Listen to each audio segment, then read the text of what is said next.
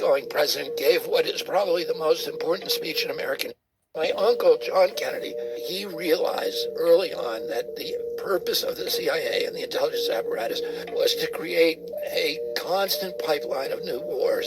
Eisenhower, who was the outgoing president, gave what is probably the most important speech in American history, which was, where he warned against the military-industrial complex. I was at my uncle's inauguration. I was in Washington that day, as a 6-year-old boy. And 2 months later, the military and intelligence came to him and said, we got to invade Cuba. And he was like, I'm not going to Cuba, and I'm not going to let the military. And they said, well, we got all these Cubans trained, and they're going to go attack Castro.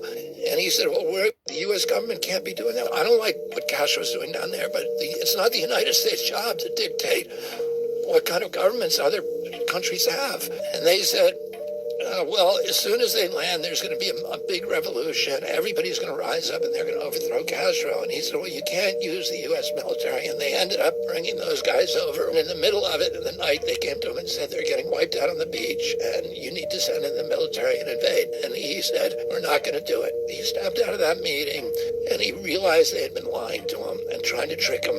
And he said, I want to take the CIA and shatter it into 1,000 pieces and scatter it to the winds. For the next 1,000 days of his presidency, he was at war with his military and intelligence apparatus. They tried to get him to go into Laos. He said no. They tried to get him to go into Vietnam. They said that we need 250,000 combat troops. He refused. Everybody around him wanted him to go into Vietnam. He sent 16,000 military advisors. They weren't allowed to fight.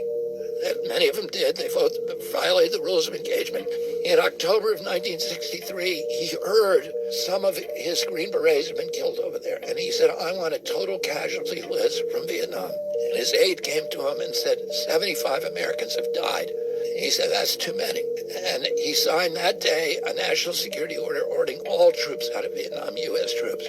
And then a month later, he was killed.